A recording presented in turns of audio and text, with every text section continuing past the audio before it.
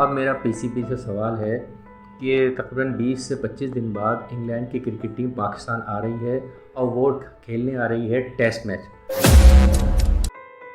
दोस्तों कैसे हैं आप लोग। मैं हूं मोहम्मद अरशद खान और आप देख रहे हैं डेली क्रिकेट न्यूज़।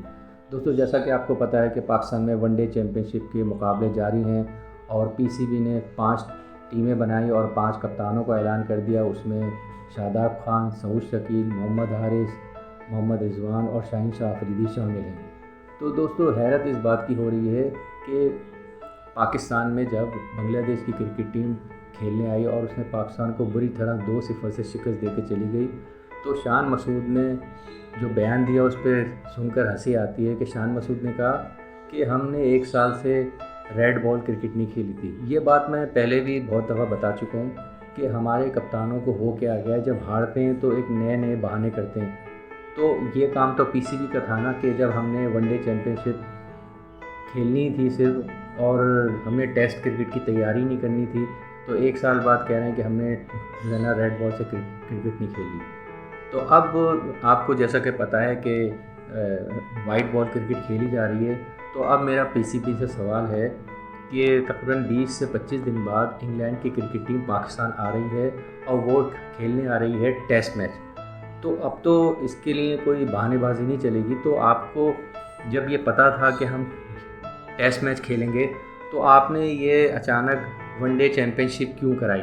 और अब जितने भी हमारे खिलाड़ी हैं वो तो वनडे की तैयारी कर रहे हैं। यहाँ तो उल्टा हिसाब है, जब टेस्ट मैच खेला जाता है तो वनडे की तैयारी करते हैं और जब वनडे खेला जाता है तो टेस्ट मैच की तैयारी करते हैं। मतलब मेरी समझ से बाहर है कि हमारे पीसीबी में किस तरह के लोग आ गए।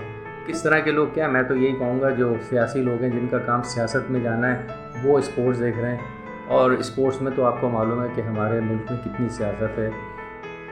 इसकी मिसाल मैं आपको दूंगा सरफराज अहमद, जिनको मेंटोर बना दिया गया और उनको 50 लाख रुपए दे के खामोश कर दिया गया। उसके अलावा मिसबाउल हक हैं, वक़ार यूनुस हैं, इन सबको 50-50 लाख रुपए दिए गए। तो मेरी सवाल पीसीबी से ये है कि सरफराज को आपने इतना सीनियर बना दिया कि वो तो अभी रिटायरमेंट का उसने ऐलान नहीं किया, वो तो टेस्ट क्रिकेट खेलना चाहता है। और जब आप उसको टेस्ट मैच टेस्ट मैच तो अव्वल तो खिलाते ही नहीं, 12वां खिलाड़ी रखते हैं, सिर्फ वो पानी पिला रहा होता है। तो अब मेरा सवाल ये है कि देखें सरफराज अहमद की उम्र सिर्फ 37 साल है और इसकी मिसाल मैं दूंगा इंग्लैंड के जेम एंडरसन, जो कि फास्ट बॉलर थे और वो 42 साल की उम्र में रिटायर हुए। तो जब जेम एंडरसन 42 साल की उम्र में टेस्ट क्रिकेट खेल सकते हैं तो सरफराज तो अभी 3-4 साल क्रिकेट खेल सकता है। उनकी एज है सिर्फ 37 साल। उसके अलावा इंग्लैंड के एक और फास्ट बॉलर थे, उनकी भी उम्र तकरीबन 36-38 साल थी, स्टीवर्ट ब्रॉड।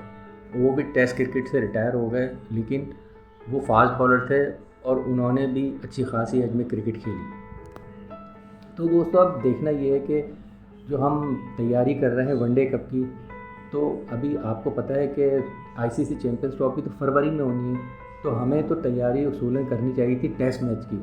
अब क्या होगा, आपको पता है कि इंग्लैंड की टीम, और दोस्तों जो भी टीम जब कहीं जा रही होती है तो उसको पता होता है कि हमें कौन से हथियार लेके जाने हैं। अब आप अंदाज़ा लगाएं कि इंग्लैंड की क्रिकेट पाकिस्तान आ रही है तो वो 3 स्पिनर लेकर आ रहे हैं। मतलब अगर उन्होंने इस हिसाब से स्पिनर लाए कि अगर स्पिन पिच होगी तो हमारे स्पिनर कामयाब होंगे, और उसके साथ साथ वो 5 से 6 फास्ट बॉलर भी अपने साथ ला रहे हैं। अगर हम ग्रासी विकेट बनाते हैं तो हमारे बॉलर्स को तो फ़ायदा होगा, लेकिन बैट्समैन हमारे जल्द आउट हो जाएंगे क्योंकि वो सारे स्लिप में कैच देंगे। और अगर हम स्पिन विकेट बनाते हैं तो हो सकता है कि हमारे बैट्समैन स्पिनर को खेल लें। लेकिन आजकल आपने यही नोट किया है कि जो भी टीम जाती है, किसी मुल्क भी जाती है, तो वो तैयारी करके जाती है। एक हमारी टीम है कि अपने मुल्क में रहते हुए भी कोई तैयारी नहीं कर रहे हैं कि एक टीम टेस्ट क्रिकेट खेलने आ रही है और हम वनडे मैचेस खेल रहे हैं। तो अब फिर बुराई आ जाती है मोहम्मद रिजवान पर, बाबर आजम पर और शान मसूद पे कि इन लोगों ने टीम के लिए कुछ नहीं किया। तो भाई ये कैसे करेंगे जब आपकी अपनी कोई प्लानिंग ही नहीं है। मैं समझता हूँ कि पीसीबी में ऐसे खिलाड़ियों को लाना चाहिए जिनको क्रिकेट की मालूमात हो। जैसे पहले रमीश राजा थे और दूसरे मोहम्मद वसीम थे। ये सारे क्रिकेटर ऐसे हैं जिनको क्रिकेट की मालूमात है और उनको मालूम है कि हमें किस तरह की तैयारी करनी चाहिए जो भी टीम आ रही हो। तो अब दोस्तों देखना ये है कि हम इंग्लैंड की टीम आएगी तो हम किन पिचों पे मैचेस खेलेंगे, जैसा कि आपको पता है कि 3 ग्राउंड जो कि आईसीसी चैंपियंस ट्रॉफ़ी के लिए कंस्ट्रक्शन जारी है, तो वो वहाँ तो हम मैचेस कोई नहीं खेल सकते। अब रह दे कि हमारे पास एक फैसलाबाद और एक मुल्तान का ग्राउंड रह गया है, और मुल्तान में भी जो है वो कोई तैयारी नहीं है, और वहाँ की पिचेस भी आपको मालूम है कैसी हैं।